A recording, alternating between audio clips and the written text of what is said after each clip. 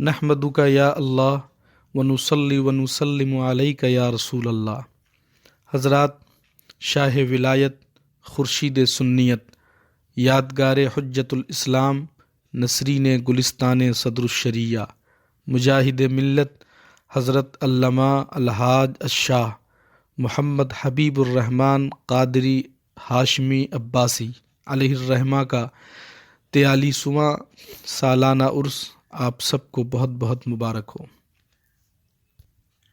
حضرات، جس طرح دنیا کو بارش اور سورج کی ہمیشہ ضرورت ہے، اسی طرح علماء و اولیاء کی بھی دنیا کو سخت ضرورت ہے۔ انبیاء کرام کی تشریف آوری کا مقصد مخلوق کی ظاہری اور باطنی اصلاح ہے۔ سلسلہ نبوت ختم ہو جانے کے بعد یہ کام 2 جماعتوں کو سپرد ہوا۔ ظاہری اصلاح کے لیے علماء دین کو ذمہ دار بنایا گیا اور باطنی صفائی اولیاء اللہ کے سپرد کی گئی۔ ایمان عالم دین سے ملتا ہے اور ایمان کی حفاظت اولیاء کرام سے ہوتی ہے۔ یہ دونوں جماعتیں ہمارے ایمان و عمل کے لیے گویا ایک پرندے کے 2 بازو کے جیسے ہیں، جن کے وسیلے کے بغیر بارگاہ رب العزت میں ہم پہنچ نہیں سکتے۔ چنانچہ مومنوں کو حکم دیا گیا ہے کہ وہ علماء کی طرف رجوع کریں، ان سے پوچھا کریں کہ ان کا عمل ہدایت کے مطابق ہے یا اس کے خلاف۔ فاسألوا اہل الذکر ان کنتم لا تعلمون، یعنی اے لوگو، اگر تم نہیں جانتے تو علم والوں سے پوچھو۔ اور دوسری جگہ ایک آیت کریمہ میں نیک لوگوں کی صحبت اختیار کرنے کا حکم دیا گیا ہے۔ قرآن پاک میں ہے، یا ایھا الذین آمنوا اتقوا اللہ وکونوا مع الصادقین، اے ایمان والو، اللہ سے ڈرو اور سچوں کے ساتھ ہو جاؤ۔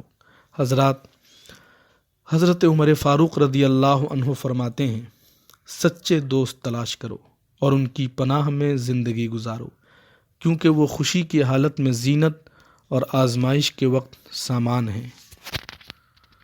اور کسی گنہگار کی صحبت اختیار نہ کرو، ورنہ اس سے گناہ کرنا ہی سیکھو گے۔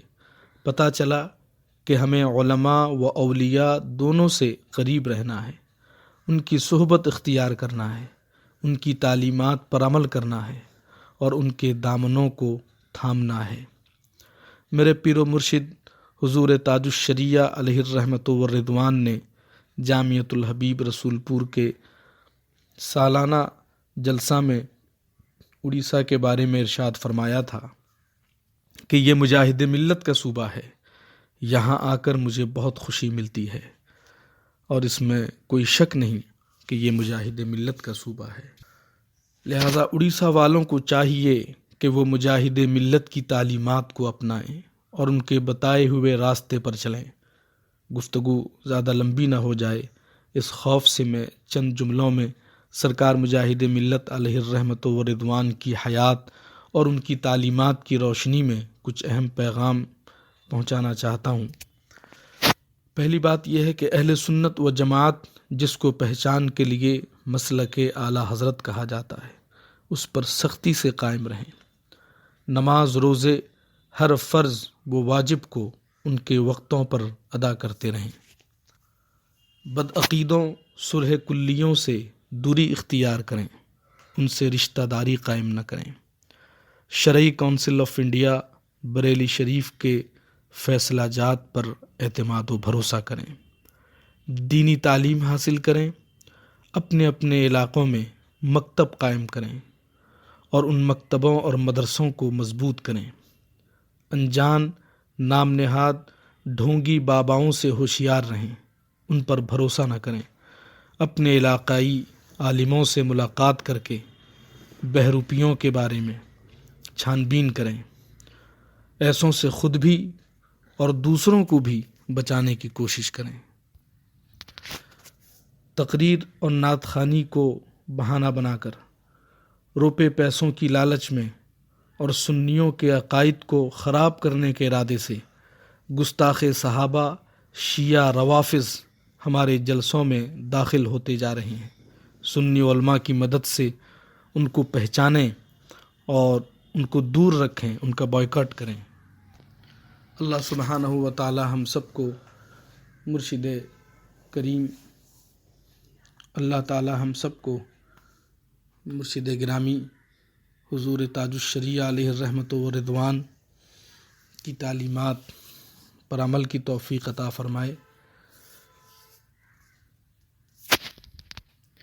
اخیر میں مرشد گرامی حضور تاج الشریعہ علیہ الرحمۃ و رضوان کے ان اشعار کے ساتھ اپنی گفتگو کو ختم کرتا ہوں، جس کو انہوں نے حضور مجاہد ملت علیہ الرحمۃ و رضوان کی یاد میں تحریر فرمایا تھا کہ دل نے کہا مجاہد ملت کو ڈھونڈیے، دل نے کہا مجاہد ملت کو ڈھونڈیے، لے کر چراغ شاہ ولایت کو ڈھونڈیے، لے کر چراغ شاہ ولایت کو ڈھونڈیے، ہم زیر آسماں انہیں یوں دیکھتے رہے، ہم زیر آسماں انہیں یوں دیکھتے رہے، وہ کب کے آسماں کے پرے خلد میں گئے، وہ کب کے آسماں کے پرے خلد میں گئے، دل نے کہا مجاہد ملت کو ڈھونڈیے، لے کر چراغ شاہ ولایت کو ڈھونڈیے۔